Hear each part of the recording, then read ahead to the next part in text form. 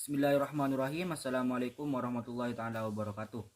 Perkenalkan, nama saya Salman Al-Farisi Hadi Putra dari kelas A dengan NIM 21105030030. Dalam kesempatan kali ini saya akan menjelaskan tentang hadis mutawatir. Alangkah baiknya kita mengetahui sedikit tentang hadis itu apa.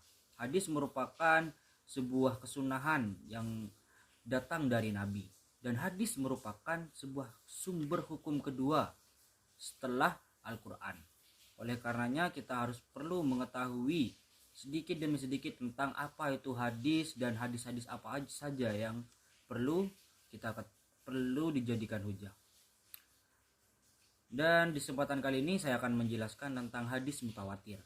Apa itu hadis mutawatir dan bagaimana dan apa syarat-syarat harus sebuah hadis tersebut bisa dijadikan mutawatir dan bagaimana mutawatir itu bisa dijadikan hukum.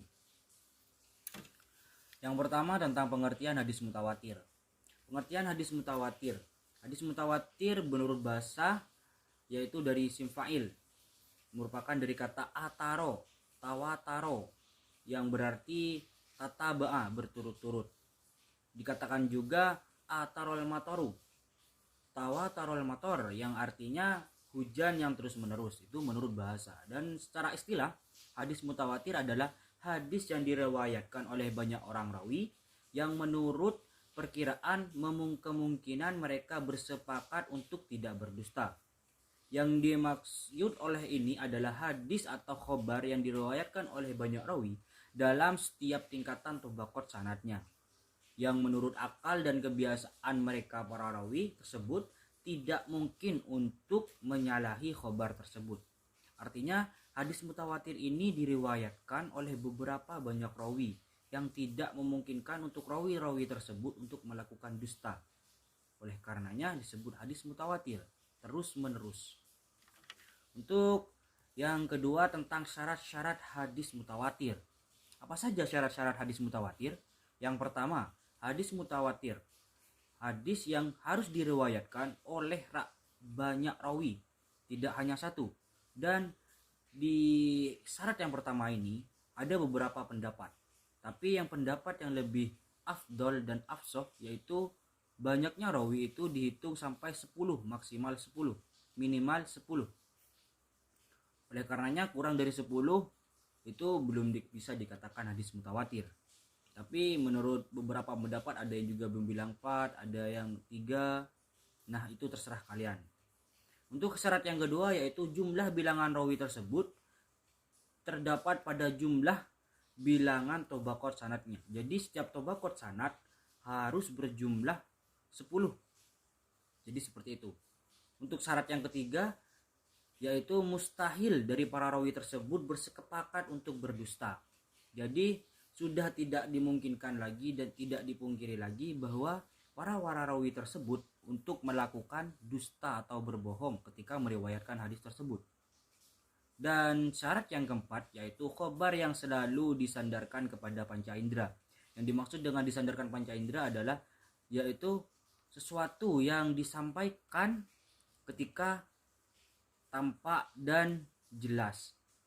Artinya panca indera ini yang selalu disandarkan ketika kalian mendengar, melihat, bahkan itu merasakan. Nah, seperti itu. Itulah syarat-syarat dari hadis mutawatir. Jadi hadis mutawatir memiliki 4 syarat. Yang pertama tadi diriwayatkan oleh banyak rawi, yang kedua jumlah bilangan rawi tersebut terdapat pada jumlah bilangan tabaqat sanadnya, dan yang ketiga mustahil dari para rawi tersebut bersepakat untuk melakukan dusta, dan 4 yang terakhir khobar yang selalu disandarkan kepada panca indera. Jadi bisa dipahami. Nah, kita lanjut untuk penjelasan yang ketiga yaitu hukum-hukum hadis mutawatir.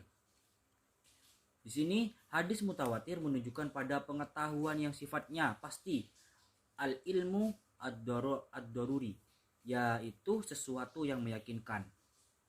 Jadi mutawatir ini sudah disandingkan dengan al-ilmu ad-daruri, sesuatu yang meyakinkan. Jadi bagi setiap orang yang menemukan hadis mutawatir itu harus diamalkan dan bisa dijadikan hujah. Nah, menurut Muhammad Saleh Al-Munajjid mengatakan tentang hukum hadis mutawatir, bahwa khobar mutawatir itu harus dibenarkan secara pasti karena hadis tersebut memberikan faedah ilmu yang bersifat qat'i, pasti dan daruri, tidak perlu penelitian lagi meskipun tidak ada dalil lain yang menunjukkan kepadanya. Jadi ketika hadis itu sudah disahkan menjadi hadis mutawatir, tidak perlu penelitian, maka tidak perlu diadakan penelitian lagi.